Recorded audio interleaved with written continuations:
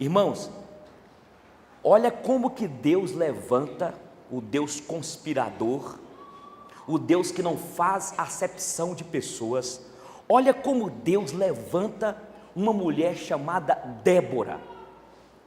Nesta época aqui, a mulher não podia falar em público, senão a tradição não aceitava, a cultura não aceitava. Nesta época aqui, a mulher não podia sentar à mesa, ela ficava na cozinha, ela servia os filhos, o marido, se tivesse pessoas da casa, e ficava lá na cozinha. Ela usava uma burca, ela não podia falar em público. Quando ela tinha de conversar com algum homem, tinha de ser com o marido ou com o irmão mais velho. Esta era a tradição aqui. A mulher, vamos dizer que uma declaração, era zero à esquerda. Agora, Israel estava totalmente distante do Senhor. O livro de Juízes é um livro onde Deus levantava líderes como Eude, que era um juiz, levantou Jefté, levantou Gideão, levantou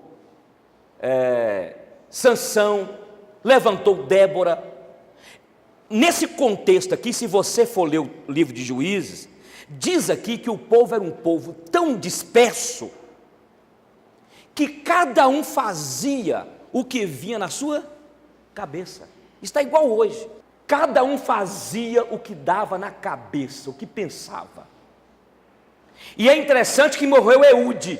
Eude foi um juiz, e quando Eude morre, o povo de Deus desvia. Sempre quando você lê a Bíblia, a história do povo de Deus é uma história relatada sob lideranças. Por isso que a Bíblia fala, quando não há liderança com palavra profética, o povo desvia, o povo erra. Vi o caso de uma igreja, inclusive presbiteriana, onde reuniu o conselho, dispensou o pastor e falou assim: nós não precisamos de pastor. Tudo bem, juntaram dinheiro durante 2 anos, 3 anos, e depois foi uma lástima. Não estou desprezando os presbíteros, mas quando você lê a Bíblia conta a história do povo de Deus debaixo de uma liderança, e não somente o povo de Deus, mas a história do mundo, dos Estados Unidos, da Inglaterra, essas nações, Brasil, foram formando as nações, povos debaixo de lideranças, líderes. Bom, o povo havia distanciado de Deus. O livro de Juízes tem essa história. O povo anda na santidade enquanto o juiz está ali, porque aquele juiz era alguém que guiava o povo, não tinha as leis. O povo estabeleceu as tribos estabeleceram, e aí cada um ficou com seu pedaço de terra, mas não existia ainda toda aquela uma liderança para nortear o povo. E aí Deus utilizava os juízes. Então o livro de Juízes é um livro que conta: o povo entra no pecado, Deus manda um juízo, o povo e levanta então um juiz, um líder, o povo volta para a presença de Deus, para a santidade, aquele juiz morre, ou acontece alguma tragédia, o povo desvia de novo, e agora o povo está assim. E num contexto onde a mulher era considerada zero à esquerda, não conversava, não era considerada, não podia falar em público, Deus contrapõe aquela estrutura, levantando esta mulher chamada Débora, esposa de um homem. Eu achei interessante o nome dele, parecendo um nome de computador, Lapidote. Ela era casada, e ela era profetisa. Esta mulher é uma mulher cheia de sabedoria. Entre Betel e Ramá, tinha lá uma palmeira, chamada palmeira de Débora. E as pessoas homens e mulheres iam até lá para receber dela direção, aconselhamento, e muitas vezes uma palavra dura. Deus levantou Débora, o Deus da conspiração, o Deus que não faz acepção de pessoas, levantou Débora aqui, porque o povo de Deus, os jovens, o povo de Israel, estava vivendo debaixo de um jugo, de um rei. Lá em Canaã tinha um lugar chamado Azor, e lá tinha um rei chamado Jabim, e Jabim, durante 20 anos, trazia um bastão de jugo duro sobre o povo de Deus. O povo plantava, e lá vinha então Jabim com um exército, e tomava do povo de Deus. Aí Deus então, na intimidade de Débora com Deus, Deus revela ao coração de Débora, que Deus ia usá-la, e usá-la especificamente também Baraque, um camarada que estava totalmente amedrontado, não tinha coragem de enfrentar Jabim. Jabim tinha 900 carros de guerra, e eu fui ver ontem e hoje os carros como eram, e todos os exércitos tinham medo do exército de Jabim. Lá tinha um homem, e parece nome de mulher, Cícera ou Císera, era o nome de um homem. Inclusive eu fui estudar também sobre esse homem. Este homem, ele tinha um prazer de pegar mulheres para poder fazer delas o que ele bem entendia, e você sabe o que é. Cícera, um homem duro, um homem difícil. Ele era general do exército de Jabim, que tinha 900 carros. Os carros eram puxados por 2 cavalos, ou um cavalo bom, com 2 soldados em cima. E ao lado das rodas grandes de ferro, porque eles tinham lá uma indústria bélica poderosíssima, tinham como se fosse umas navalhas, espadas, e quando eles corriam, aquilo rodava. Quando eles saíram para batalhar contra Israel, diz um texto que enquanto lá em cima estava Débora, Baraque, 10.000 soldados de Israel, e quando aqueles 900 carros vinham com 2 soldados em cima, os soldados colocavam o escudo aqui, aquelas rodas que vinham com aquelas lanças, elas passavam nas pedras, saía fogo e fazia um barulho, e eles pegavam o escudo com a espada e vêm batendo. E diz que lá em cima no Monte Tabor fazia um barulho, não era placa tectônica igual aqui em Montes Claros, que tremia, mas era o barulho daqueles carros. E Baraque e Débora, eles foram lá para cima com os 10.000 soldados. Os soldados de Jabim, direcionado por Cícera, tinha 4 vezes mais o exército de Israel, mais de 40.000 soldados contra 10.000 soldados. Escuta, nesse contexto de opressão, de jugo, durante 20 anos, Jabim era poderoso, trazia o povo de Deus cativo. Ninguém ousava guerrear contra Jabim por causa dos 900 carros que ele tinha, que com aquelas rodas, quando passava cavalos e soldados na batalha, cortava, degolava tudo. Vamos continuar a história aqui, porque Deus quer me usar para falar o teu coração. Aí Débora levanta, chama Baraque. Só um detalhe aqui. Tinha um homem chamado Éber, e a esposa dele, está no texto aí, chamava Jael. E ele armou uma tenda entre o monte Tabor, entre Betel e Ramá. Ele era da tribo lá daquele sogro de Moisés, Jetro, fazia parte daquela tribo. Ele desertou da tribo e ficou só, e resolveu montar uma tenda entre o monte Tabor e entre também lá Betel. E interessante que Éber tinha ligação com Císera, com Jabim, havia um acordo lá. Deixa Éber para cá. Débora então chama Baraque e fala: Baraque, o Senhor mandou subisse para guerrear contra Jabim, contra Císera. e ele vai dar o exército de Jabim em tuas mãos. Baraque falou assim: eu só vou se você for. Já aconteceu contigo isso? A mulher falar com o marido assim: olha, eu só vou se você for. Então, naquele momento, Débora falou assim: eu vou contigo. Prepare então. Mas Baraque estava tremendo. Aí eles sobem e Débora está lá chamando o pessoal: vamos para o Monte Tabor. E tinha um rio lá chamado Quizon, e que ficava entre o Monte Tabor, lá em cima que ficava o rio, e eles subiram para o Monte Tabor, os 10.000 soldados, Baraque, Débora. E lá veio o exército de Jabim com Sísera, orgulhoso. Todos temiam Sísera, mas Deus havia revelado para Débora que ela profetiza, que tinha intimidade com Deus, e nesse contexto todo, que o povo de Deus estava desviado, e apesar do povo estar desviado, nunca esqueça disso, meu irmão, havia alguns do remanescente que oravam, que clamavam a Deus, falando: Deus, levanta alguém, levanta um líder, Senhor, nos livra de Jabim, Senhor. São 20 anos de sofrimento, 20 anos de jugo. O povo havia clamado, e Débora, durante muito tempo, estava lá debaixo de uma palmeira, esposa de Lapidop. Como é que é? Vou manter difícil aqui, é o computador de alguém. Lapidote.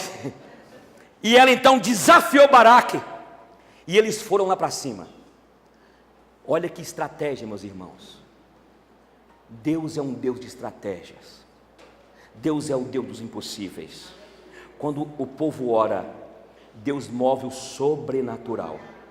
Enquanto o povo estava lá em cima no Monte Tabor, os 10.000 soldados, Baraque, e estava lá Débora, e aquele exército vem vindo, como eu lhes disse. Os soldados, 2 soldados mandam um carro, e eles pegavam o escudo aqui, ia batendo aquela espada bem forte, aquele barulhão todo, e aqueles carros saindo fogo nas pedras, e eles viam que o monte tremiam, e Baraque tremia. Quando eles chegam no rio Quizon, Deus manda uma chuva, e é interessante que eu estava vendo, parece que aquela terra era como se fosse uma argila. Quando os soldados chegaram com aqueles carros e a chuva descia, quando eles chegavam perto do rio, estava tudo molhado, e aquela terra então, aquele barro, quando os carros entravam, os soldados iam caindo, o cavalo caindo, e Deus falou assim: desce agora, Baraque. E os 10.000 soldados desceram, não ficou um sequer soldado para contar a história, todos morreram. 10.000 contra 40.000, porque quando você está com o Senhor, pode levantar um exército. Se Deus falou assim: eu estou contigo, meu irmão, pode vir seu chefe, o segundo chefe, terceiro chefe, pode vir quem for. Quando Deus fala, Deus cumpre, e Deus usa as estratégias que Ele quer usar. Deus tem a sua maneira, o seu jeito de agir, Ele age do jeito dEle, e Ele usa as estratégias que na visão humana é loucura, mas é este Deus de loucuras que usou Débora dentro de um contexto onde mulher não falava, não participava, e Deus então foi contra toda aquela cultura para mostrar que é Ele que governa sobre todas as coisas. Mas aí, não sei se vocês sabem, mas antes Débora tinha dito para Baraque: eu irei contigo, e Deus vai te usar, mas saiba que a honra não será tua para matar Sísera, a honra será de uma mulher. Quando eu comecei a ler o texto, eu falei assim: como é que Débora vai matar esse cara? Será que vai ser com espada, com paulada na cabeça? Como é que vai ser?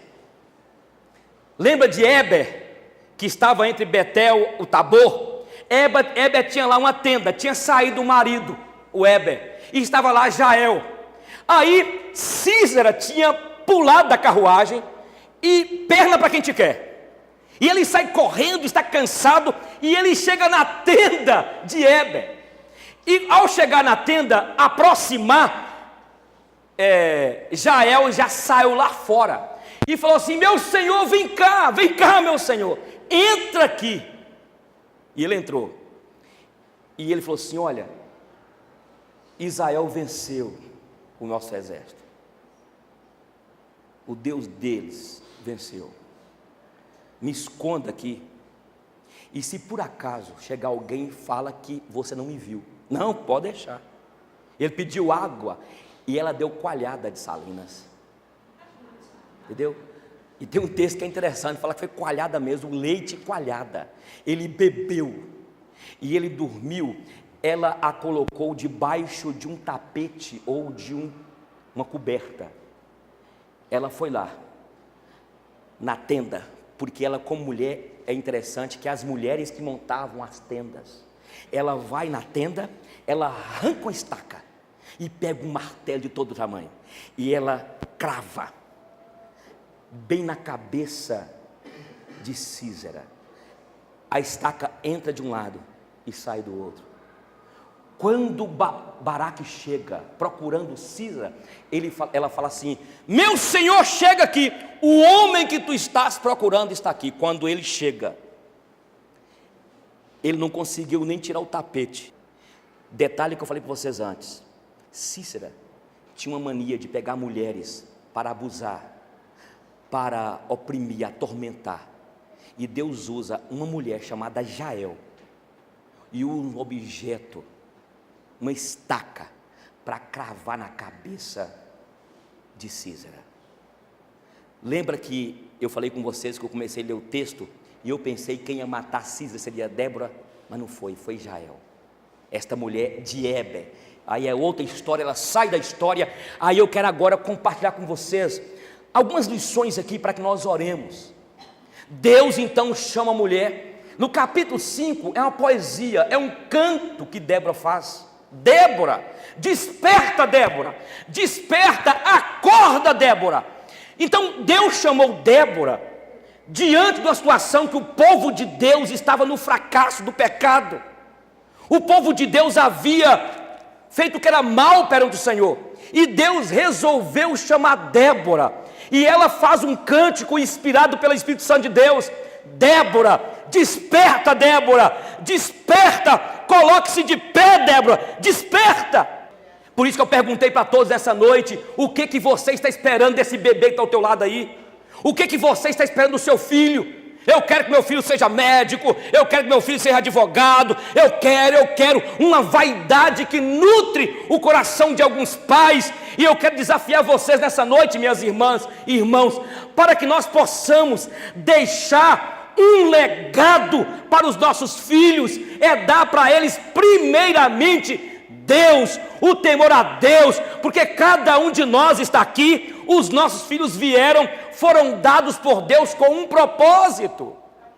Desperta Débora. Quando seu filho completar 15 anos, você vai me chamar aqui, pastor Eugênio, ora para o meu filho que ele está desviado, mas ele nunca foi enviado, meu filho. Fátima está aí, meu irmão, pagando um preço.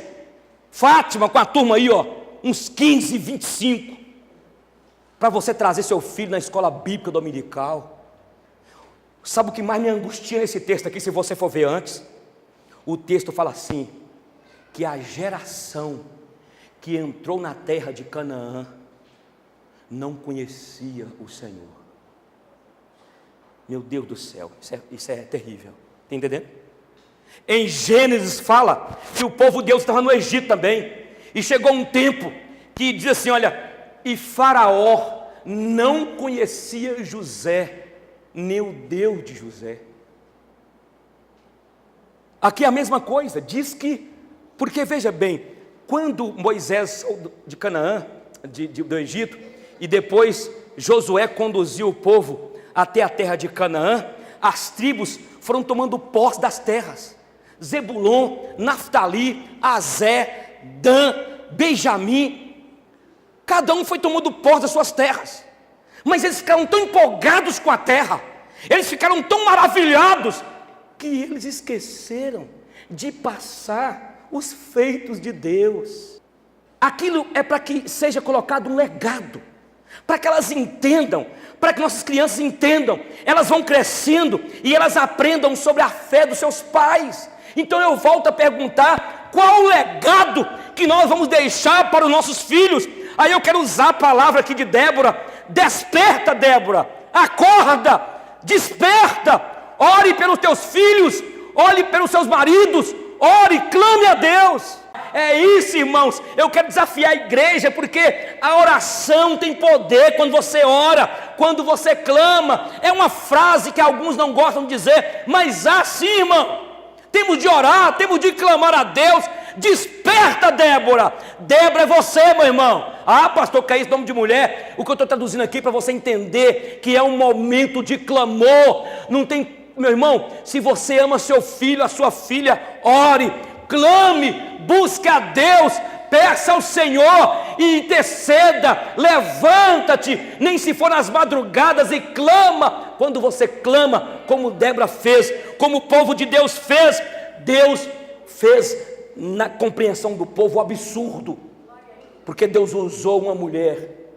Só lembrar aqui para os irmãos, Jesus, agora essa é pesada, Jesus era um pouco feminista. O movimento feminista é maravilhoso, tem as suas vertentes, que não tem algumas coisas práticas e legais, mas o que é o feminismo? É mostrar a luta, a busca da mulher pelos seus direitos. Quando você vê desde o passado, Deus não fazia acepção de mulheres. Jesus chegou para conversar com a mulher samaritana. Todos falam assim: mas como que ele veio conversando com a mulher, e ainda uma mulher samaritana? Ele está ficando doido. Jesus era acompanhado por mulheres. Jesus libertou as mulheres. E é por isso que eu quero dizer, irmãs, olha para cá, minhas irmãs, permita, eu não quero cair aqui no exagero de uma exegese não, mas parece, viu?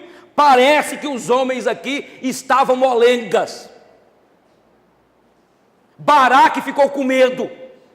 Mas quando Deus inspira alguém, uma mulher franzina, você não fica pensando que Débora aqui tinha 18 anos não, meu irmão. Não fica pensando que ela tinha 40 anos não, muito mais. Alguns chegam a dizer que ela tinha 70, sei lá. E Deus então inspira essa mulher com autoridade, com ousadia. Era profetisa, era mulher de Deus, e ela foi despertada. Desperta, meus irmãos. Nós precisamos de despertar com oração. E escuta, minha irmã, pare, por favor, de ficar brigando com o seu genro, com a sua nora, com a sua sogra. Essas briguinhas fúteis, carnais, que podem levar até a morte, pode levar à separação. Escuta, eu quero ensinar para vocês aqui em nome de Jesus, baseado na Bíblia. Sabe como se resolve problema familiar de nora brigada com sogra, sogra brigada com genro, sogra competindo, sogra, é uma idiotice, meu irmão, sogra competindo com o genro, com a genra, com a nora. Essa é para você rir, irmão. Estou vendo alguns meio travados. Competindo quem vai ficar com o filho. Sabe como que se resolve esse problema? Não é com ódio, com disse-me-disse, com difamação. Resolve, colocar o joelho no chão. Você tem de orar pela sua nora, pela sua sogra. Você tem de clamar. Se você está com um problema no casamento, pare de ficar usando as armas carnais. A Bíblia diz que as nossas armas não são carnais, mas elas são espirituais, para destruir sofisma, para destruir todo o levante do inferno, para destruir toda a fortaleza que fica na sua mente. Então, irmãos, esse texto de Débora nos fala que quando nós oramos, Deus vai usar o jeito dele, a maneira dele, a hora que ele quer usar, ele vai usar, e ele vai escandalizar as pessoas. Desperta, Débora. Essa mulher foi perseverante, essa mulher foi insistente. Tem que perseverar na oração. Eu estava vendo a história hoje de Santo Agostinho. Agostinho de Hipona. um homem de uma capacidade intelectual tremenda. O primeiro século, ou o quarto século, foi agraciado por este homem. Ele cristianizou Platão, mas a história dele, ele era um devasso. Ele conta nas confissões dele que ele teve um encontro com um livro, que na linguagem de hoje seria um livro pornográfico, e a sua vida se tornou uma vida totalmente corrompida, uma libido desenfreada. A sua mãe chamava Mônica. Mônica orou durante 30 anos para que Santo Agostinho tivesse um encontro com Jesus. Ele foi ouvir um homem chamado Ambrósio pregar, e quando ele ouviu Ambrósio, ele teve um encontro com o Senhor. Ambrósio fala: um homem que é banhado em lágrimas, não tem como ficar totalmente desviado. Ambrósio declara isso. Santo Agostinho foi para os pés do Senhor. Mulheres que oram, homens que oram, que se ajoelham para que os seus filhos se coloquem de pé. Temos de orar pelos nossos filhos. Por favor, eu quero falar para você lá atrás, a irmã que está com a nenenzinha lá, Débora, viu Débora, juíza de Israel, profetiza. Então, você que está aí com sua criancinha, traga na escola bíblica dominical. Se você não é daqui, é de outra igreja, leva lá. Há um movimento no Brasil hoje para resgatar a escola bíblica dominical. O nosso irmão Heron está fazendo um estudo aqui maravilhoso dentro dessa área de criação de filhos, falando sobre os princípios de Deus. Hoje foi tremendo. Então você está perdendo, ajude lá, Fátima. Irmãos, nós precisamos de ter famílias fortes, orar pelos nossos filhos, ensinar-lhes o caminho do Senhor. Você sabe o que o diabo tem levantado para desviar-nos da santidade? A estratégia dele, e já há muito tempo Deus levantou um homem chamado John Bunyan para escrever o livro Peregrino. Não sei se alguém já leu. O inimigo está usando um meio hoje para tirar do coraçãozinho do seu filho, dos meus, e tirar do teu coração. Ele está usando a distração. Ele já usou todos os meios. Ele já matou crente, ele já arrumou tudo, mas ele está usando distração. Todos os meios para nos distrair. A gente não pode ter uma distração? Pode, mas tudo com medida. Saber remir o tempo, que os dias são o quê? Maus. Remir o tempo, a distração. Então, em nome de Jesus, se eu pudesse, eu pegava essa palavra e enfiava ela na tua cabeça, meu irmão, no teu coração, porque nós estamos vivendo dias difíceis e eu estou preocupado. Olha para cá, por favor. O seu filho está com 5 anos. Quando ele completar 15 anos, onde ele vai estar domingo à noite ou domingo pela manhã? Você pode ter tudo. Você pode ter uma casa imobiliada. Você pode ter, meu irmão, um carro. Qual o carro que você tem? Não é pecado você ter carro. Só que você está esquecendo de dar a maior riqueza para o teu filho, que é ensinar a orar, ler a Bíblia, ensinar os princípios de Deus. Nós poderemos correr o risco, igual aconteceu na Europa. Podemos correr o risco, igual aconteceu em Gênesis. Correr o risco, igual aconteceu aqui, que nossos filhos vão crescendo, os filhos, nossos filhos. Deus, quem é Deus? Orar, o que é isso? Bíblia, o que é isso? Desperta, Débora, desperta enquanto é tempo. Deus usou uma mulher profetisa, era uma mulher sábia. Olha para você ver como é que Deus causa um espanto naquela cultura. A mulher não podia conversar com homens.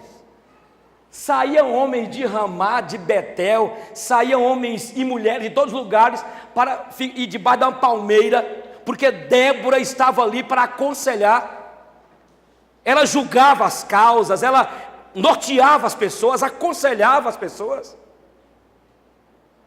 Aí eu aprendo o seguinte: olha onde era o consultório de atendimento de Débora debaixo de uma palmeira. Algum tempo aí eu fui numa igreja de um pastor aí. Quando eu cheguei, quase que precisava tirar o sapato, aquele gabinete chiquérrimo. E aí ele falou qual foi o valor daquele lugar, aquela mesona. E ele rodava para lá e para cá. Senta aí, pastor Gênesis, senta aí. Para exercer o ministério, não precisa ter muito.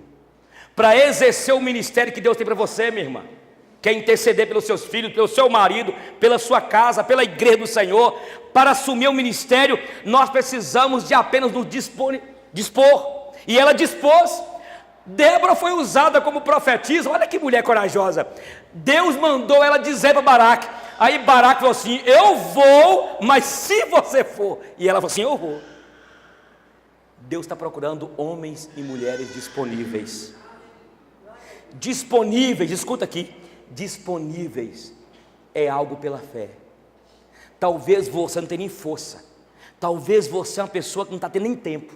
Mas você tem de viver pela fé. Eu vou participar das Déboras.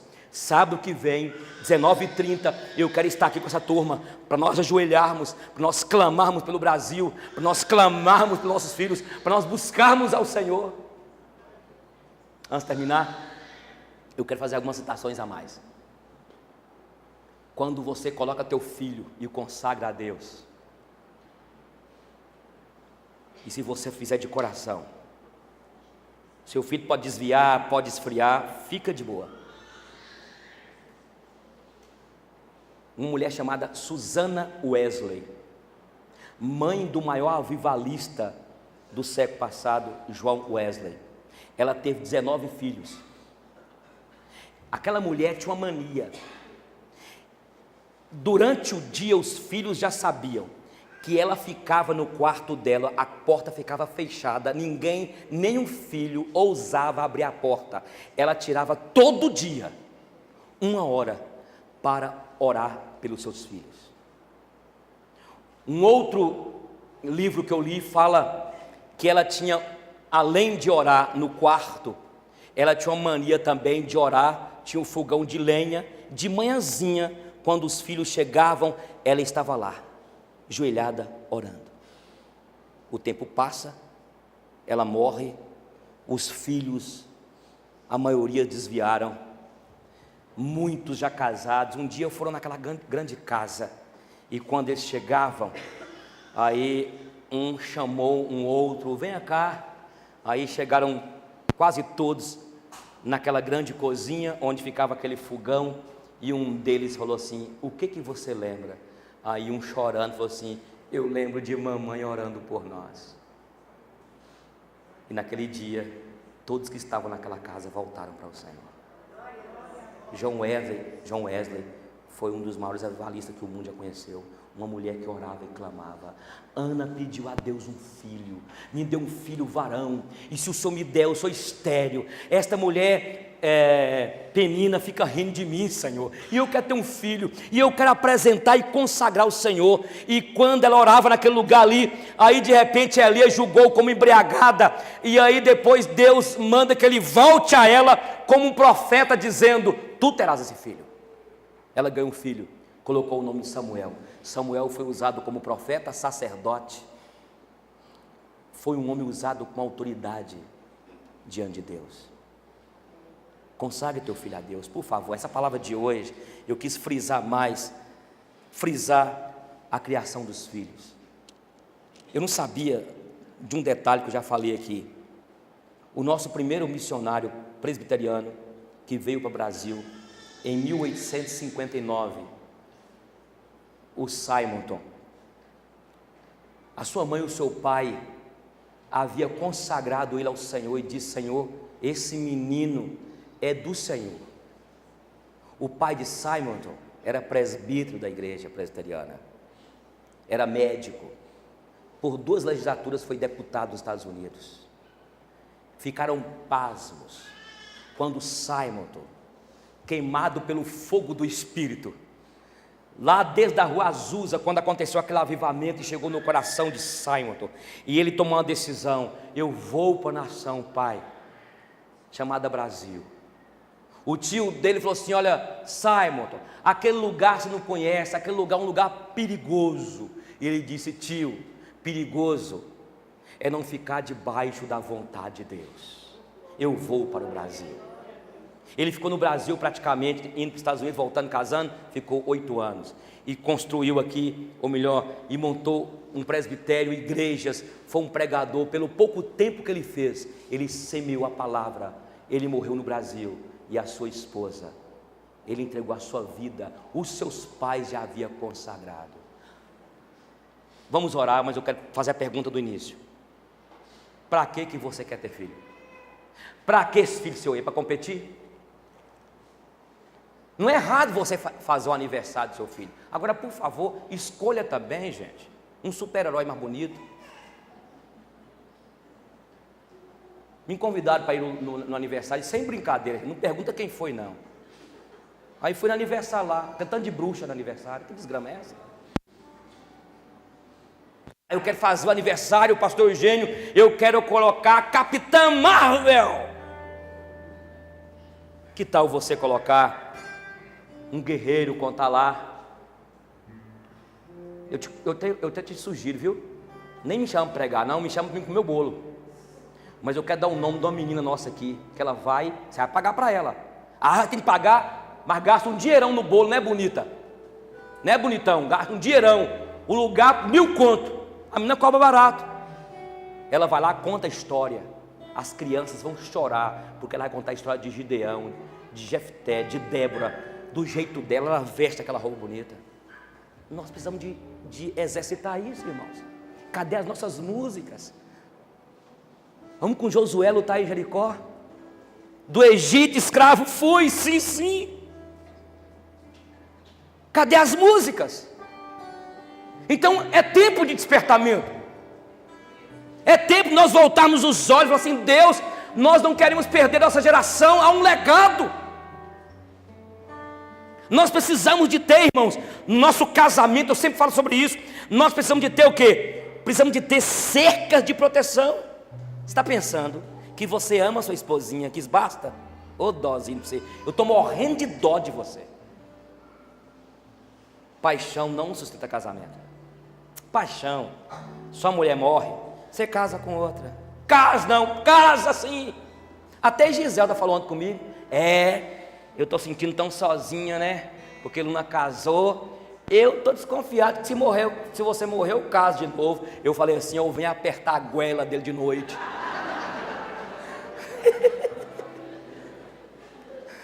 Meu filho, esse negócio de falar assim: eu conheci lá em Salum um cara que ele amava, era apaixonado pela esposa, nunca caso, sofreu luto, pois não é que depois casou lindinho. Precisamos de ter cercas de proteção, e estas cercas de proteção é ter comunhão na igreja, é ter oração, é conhecer a palavra, é participar igual tem aí os irmãos Ministério de Casais. Tudo que você puder fazer para se fortalecer a tua família, faça.